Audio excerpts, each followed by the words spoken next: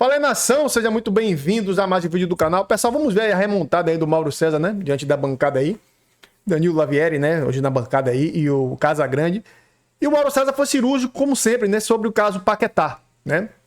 E tá aí um brolho aí sobre salário, West Ham. E o Mauro César foi cirúrgico, como sempre, e falou sobre isso. Se liga aí nesse corte aí, ó. Pelo Flamengo.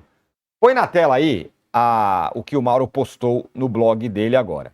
Alvo do Fla, Paquetá terá corte de 50% do salário se o West Ham for rebaixado. O que me parece uma notícia ruim para ele, claro, se ele continuar lá, mas positiva para o Flamengo. Afinal, o Flamengo vai oferecer um salário maior para ele, ele vai voltar para o Brasil, vai jogar num time que vai ser campeão e por aí. Mauro.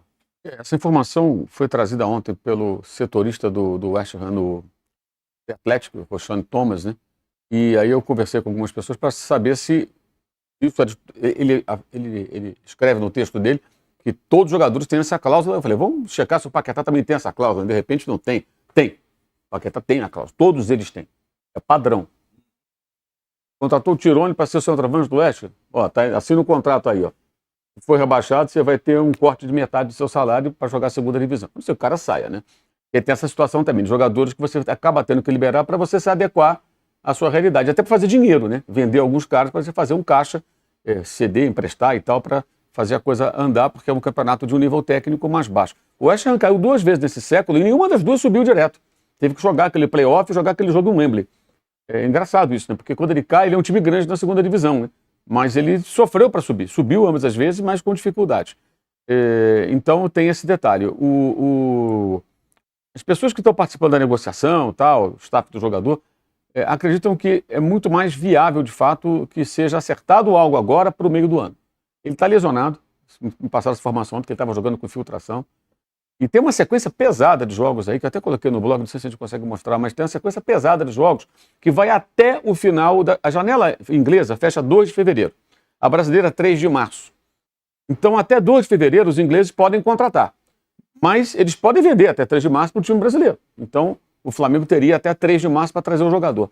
Até lá, dependendo do desempenho do West Ham, do Nottingham Forest, que é o time que está logo acima, e do Leeds United, que vem logo depois do Nottingham Forest, esses times pontuarem razoavelmente, o West Ham tomar muitas pancadas, essa distância que é de 7 pontos hoje, dele para o primeiro, para o último entre os que estão fora do rebaixamento, que é o Forest, se ela aumentar muito, isso pode, evidentemente, colocar o time numa situação, já deu, a gente vai cair, não tem jeito, né? E pode até ficar menos complicada a negociação.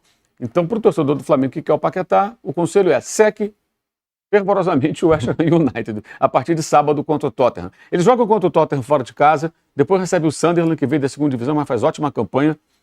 Depois visitam o Chelsea. A última partida é contra o Liverpool fora de casa. Tem um jogo com o Burnley. Tem a lista aqui. O Burnley, que é o time que vem logo abaixo, ou seja, é um confronto direto. Chelsea tem o Burnley, fora de casa. São vários jogos chatos que o West Ham tem. Assim, se continuar nessa pegada atual, vai perder muito ponto, vai pontuar pouco. Se os outros pontuarem muito, a diferença que é de 7 pode ir para 12, 13, 15, sei lá quantos. E aí pode chegar no dia, sei lá, 28 de fevereiro, perdendo para o Liverpool eventualmente. Os caras falaram, já deu, tem que começar a pensar na outra temporada. Tem outro jogador lá interessante, que é o Tati Castellanos, o argentino, que estava na Lazio, que o Flamengo tentou na janela passada, nessa nem fez proposta, porque o jogador já tinha deixado claro que não queria voltar para a América do Sul, e tinha interesse do West Ham e tal, que pode ficar nessa situação também. Um atacante que o Flamengo queria contratar, que no meio do ano vai jogar a segunda divisão, 6 meses de clube, ou vai ser emprestado ou vendido. Então, vão surgir oportunidades interessantes nesses times que poderão ou deverão ser rebaixados lá na Inglaterra. Mas o Paquetá, se for bem sucedida a tentativa do Flamengo, é muito mais factível imaginar no meio do ano. O que eles acreditam? A gente pode acertar alguma coisa agora para o meio do ano. Ele vai ter que fazer alguma coisa pelo clube. E tá certo também, né, gente? Ele tem um contrato com o clube. Uhum. Então o clube, cara, ajuda a gente a tentar sair da segunda divisão, a gente tentar escapar. Depois é outra história, a gente pode negociar e tal. Então eu imagino que se o Flamengo for bem sucedido nessa negociação, pode ser até que mude, mas a tendência, pelo menos hoje, é um acerto agora durante essas próximas semanas, dias, enfim, mas para ele terminar o compromisso dele com o clube até o final da temporada, e no meio do ano ele deve ir para a Copa do Mundo, ele se apresentaria à seleção brasileira, depois da Copa ele joga no Flamengo. Decisão da própria CBF, mas lá ele continuou jogando. O time não jogou ele pro canto, né? Se ele vier para o Flamengo no meio do ano, como o Mauro falou, é uma escolha dele, vai diminuir o salário 50%, não está a fim de jogar a Série B, o Flamengo um puta time, beleza, é uma escolha. Mas largar o time dele agora e vir para o Flamengo é muito ruim para a imagem dele. Vai ser muito ruim não é só para ele, porque interfere em todos os brasileiros. Porque lá, os caras ficam... Quando eu fui para a Itália, nos anos 80, o papo que tinha lá era o seguinte: puta, contratou um jogador brasileiro, é difícil, os caras ficam com saudade, joga um ano aqui, quer voltar, joga um ano, quer ir embora. Tinha direto Saudade isso. do feijão. Era direto esse papo, era direto. Eles contratavam uruguaio, eles contratavam estrangeiro, o brasileiro chegava de 1, de 2 por ano, por causa desse papo. E aí, um comportamento, vamos supor, agora, sair de lá agora e deixar o time que tá caindo na mão, porra, vai ficar ruim para a imagem do Paquetá, e os outros times vão assim, tá vendo? Se vai contratar brasileiro é um problema. A gente nem sabe. Sul-americano, na realidade. A gente não sabe se o cara vai cumprir o contrato, se na primeira dificuldade vai querer ir embora. Então, tem que se... Isso aí é o Gerson que fez isso. Gerson que fez isso. Paquetá tem 8 anos lá, só lembrando. Pensar bem. Eu acho que o Mauro tá certo nesse pensamento do raciocínio dele, porque o time eu acho que não vai querer liberar o cara agora. Pô, paga pra cacete, me ajuda a gente a sair daqui. Aí os caras podem até fazer um acordo, ó. Se a gente cair, não vai ter problema, a gente negocia, mas fica aí pra tentar ajudar. Como disse o Mauro. Né? Mas tem um ponto, cai o orçamento, tem a questão do Paquetá, do salário, mas o ponto para mim que chama atenção, até na comparação com a área, a diferença é o Paquetá, ele sai do West Ham no meio do ano, caso mesmo, com um belo mercado. O Tottenham tá de olho nele, o City estava de olho nele até outro dia, diferente do Arias no caso. Então acho que mais do que tudo isso, tem, lógico, a vontade do jogador e tal, mas o dono, eu até estava ouvindo a história, né? O dono do West Ham é um torcedor fanático. Um Pedrinho BH do West Ham. Um Pedrinho BH, é até curiosa a história, ele tem o dinheiro da indústria pornográfica e tal, enfim... É um figurão lá do torcedor do West Ham e que não quer que o Paquetá saia de jeito nenhum, ok. E além disso, ele tem essas propostas altas, então pode ser que nessa questão o Flamengo tenha concorrência, né? Tenha que falar, pô, tá bom, vou igualar a proposta do Tottenham, não sei. Enfim, tem esse pontinho também para olhar como vai ser no final da temporada, mas eu concordo com o Mauro, com o Casão, eu acho que meio do ano, e até sob o ponto de vista do Flamengo, não é uma necessidade assim, nossa, o Flamengo precisa muito do meio de campo para este começo do ano. Dá para segurar até o meio do ano e aí pega o Paquetá, como pegou o Jorginho no ano passado, no meio do ano, que é um baita reforço se o Paquetá realmente for contratado. Enfim, as histórias, né? A gente tá falando do Arias contratar o jogador, mas talvez no meio do ano a coisa fique diferente. O time vai cair, o salário do cara, sei lá, pode cair também. O orçamento do time, talvez o time não queira ficar com o cara. Ofereceu 20 pro Furran no Andreas. O Furran disse não. 6 meses depois pagou 10. Exato. Exatamente. É que às vezes muda o patamar do jogador, né? O caso do Andreas, ele era titular. Quando vai começar outra temporada, ele não é mais titular. E aí o que acontece? Ele perde valor para o próprio Fulham. O Palmeiras conseguiu comprar pela metade do preço. O Arias pode terminar a temporada em alta, pode terminar em baixa, pode terminar no banco. Entendeu? Então, assim, tem essa possibilidade também. Melhorar não tem muito como melhorar, que ele joga todas, né? O Wicks acabou de elevar o o que ele pagou, né? Ele tá querendo mas é pegar aquela história, né? o que ele pagou. Hoje é 60, talvez no meio do ano. Mas aí é aquela pedida de quem não quer vender também, né? Sim. Não quer vender o jogador. O West Ham não tem nenhum interesse. Esse movimento só acontece por causa do Paquetá. O Flamengo não iria procurar o West Ham se o Paquetá não falasse, eu quero voltar para aí. É muito claro. Quer dizer, o movimento ele começa com o jogador. Ô, Danilo, essa história de Arias, e até Almada, que se falou do Palmeiras e tal, tem a ver com o Palmeiras olhar o mercado e ver Cruzeiro se mexendo com vontade com o Gerson, Flamengo podendo trazer Paquetá, ficando mais forte. Então o Palmeiras falou assim, olha, nosso time é muito bom. Torramos o que torramos no ano passado. Mas talvez precise de um pouquinho mais. Bom, discurso, pelo menos internamente, ninguém fala disso. A Leila, pelo contrário, né? Quando apresentou o Marlon Freitas, falou o Palmeiras tem sorte, aquela mania dela de se autoelogiar. O Palmeiras tem sorte de ter uma presidente equilibrada. Nesse discurso de que não vai gastar mais, não vai se mover por conta dos rivais. E isso a Leila ela tenta manter pelo menos esse discurso para fora. Agora, tem a parte do Abel. O Abel já na coletiva começou com aquele papo dele lá. Cada ano ele tem um mantra, né?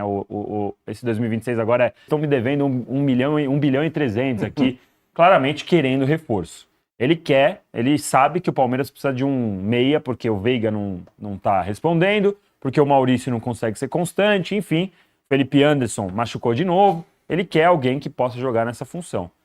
Mas, assim, no discurso, o Palmeiras diz que o Cruzeiro faz, o que o Flamengo faz, não vai importar, até porque o Palmeiras entende que são competidores diferentes. O Cruzeiro, por ter um dono que pode pôr dinheiro que quiser, do jeito que quiser, até porque o fair play daqui permite aporte, então não muda muito para o Cruzeiro, para um mercado que fatura 25 bilhões no ano, e porque o Flamengo é o outro de 2 bilhões de faturamento, por competência própria. O Palmeiras entende que tem que competir com uma força diferente.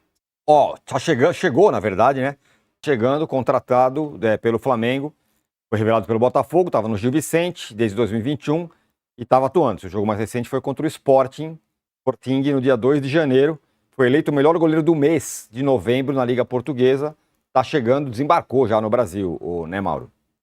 Eram 3 posições, né, que eles queriam contratar: goleiro, zagueiro e centroavante. Agora, com a chegada desse rapaz, tem um goleiro, tem um zagueiro que é o Vitão. Essa contratação acho que é a primeira depois do Juninho, que a gente pode dizer assim, olha, é um jogador fora do radar, óbvio, né? Com o carimbo Boto, vamos dizer. Exato, né? Ou do scout, dos observadores, análise de desempenho, a turma lá que trabalha peneirando o jogador, porque é o goleiro do Gil Vicente, né? Não é o goleiro do Benfica, ou do Porto, ou do Sport, ou de um outro time mais conhecido. Quem assiste o jogo do Gil Vicente no Brasil?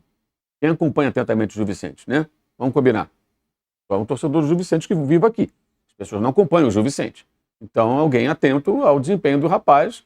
Eu não conheço o goleiro, não vou aqui ficar comentando a respeito. Vi alguns colegas já fazendo análise lá no YouTube e tal, mas, enfim, vejamos aí se ele vai realmente responder a contento. Porque o Flamengo precisa de um goleiro que possa incomodar o Rossi também. Não basta ser um reserva, não pode ser o Bosco do Rogério Ceni, sabe? Mas Eu quero aquele reserva convicto, né? Eu sempre digo, comemorava os gols do Rogério mais do que o próprio Rogério. Isso mesmo. O Rogério batia uma foto, fazia o gol, o Bosco ficava louco, saía do banco. Contava o número de gols. Exato. Ele é um reserva, assim, convicto, né? Ele não pode ser, sabe? Torcendo para não entrar, né? Ele tá ótimo aqui, o banco confortável e tal. Tem que ser um cara que incomode o Rossi. Um goleiro que... Eu digo isso porque o Rossi, acho que o Rossi é um bom goleiro, mas com uma certa soberba em campo em alguns momentos. Vide a pataquada contra o Fluminense e depois também contra o PSG, que o gol foi anulado, que a bola saiu. Uma autossuficiência que não cabe. Eu acho que isso é muito também do goleiro que não tem reserva mesmo, ninguém vai me barrar, a posição é minha, aí às vezes passa um pouco do ponto. Não acho que seja deliberado, sabe? Eu vou entrar e fazer uma gracinha. A questão é o cara se sente muito seguro, né? E acho que é bom que tenha um cara que dispute a posição, que incomode minimamente. Vamos ver se ele vai ser esse goleiro, mas eu acho que a primeira contratação depois do Juninho, que não é um nome assim que os outros nomes, o Vitão, um nome meio óbvio, né? Antes, Saul, Samuel Lino, Jorginho, jogador de Paquetá, porra, você tá trazendo jogador conhecido, jogador de seleção.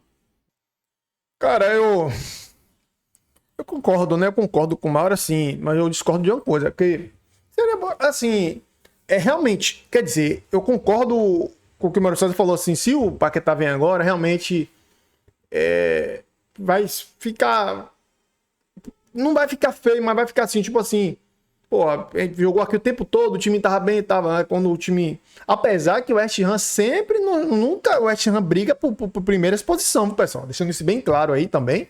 O West Ham é um time ali de meio de tabela. Então, e o Paquetá foi especulado, né? No vídeo passado a gente falou, no Manchester City, né? Mas teve aquele problema, ele não pôde se transferir. Mas, assim, como assim, o mais factível, como o Mauro falou, ele vir mesmo no meio do ano. O Flamengo pode pagar agora e no meio do ano ele vem sem saindo pelas portas da frente também, né? Porque até para a seleção brasileira, né? A visibilidade melhora e tal. Mas, apesar também, eu concordo, porque o Campeonato Brasileiro começa agora em janeiro, né? Vai começar agora em janeiro. Então ele vai chegar praticamente no meio do campeonato. Vai chegar no meio do campeonato e vai chegar não vai chegar tão descansado. Depende também, né, do final da temporada na Europa. Mas e o Casagrande só concordou, né? O Casagrande concordou com o Mauro, porque realmente o que o Mauro César falou é totalmente verdade. Porque ele sai de lá pela porta da frente, não sai queimado, vem jogar no Flamengo, livre, leve, solto, leve, que o jogador leve é outra história, né, pessoal? E pra mim, essa contratação dele é pra bater de frente com o Cruzeiro. O BAP não leva desaforo pra casa, não. O Cruzeiro trouxe o Jesse e agora o BAP que é o Paquetá. E enquanto isso, o Palmeiras tá aí se rastejando atrás do Almada aí, atrás do Arias, né? Como o Mauro falou aí, também junto com o Danilo. E o Danilo Lavieri, ele falou, né? Sempre como ele volta ali, o Palmeiras, né? No meio ali, fica um assunto até gostoso de debater também, realmente, essa concorrência. E sobre o goleiro, cara, o Flamengo já tá atrás de goleiro. Há muito tempo que eu ouvi o Vender Casagrande falando que o Flamengo não desistiu de um goleiro ainda, tá atrás do Brasão.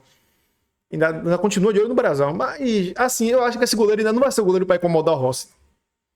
Porque Gil Vicente, cara, é um time como se fosse aqui. Vamos pegar um time aqui. Um Atlético Paranaense, Curitiba, do Brasil. É um time de meio tabela pra baixo.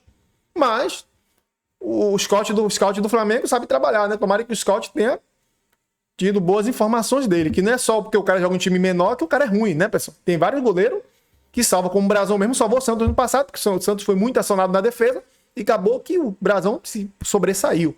Mas é um baita um goleiro. Mas eu concordo com o que o Mauro falou mais uma vez aí. Não puxando o saco, se eu discordar eu falo mesmo. Eu não concordo como ele falou assim, que o Rossi fez pataquada, que eu sou bem engraçado, mas é o jeitão do Mauro, beleza? Mas é isso aí. Tamo junto, se inscreve no canal, deixa seu like e compartilha suas opiniões nos comentários. Crédito na descrição pro esporte, caso você queira assistir o canal original, tá aqui na descrição.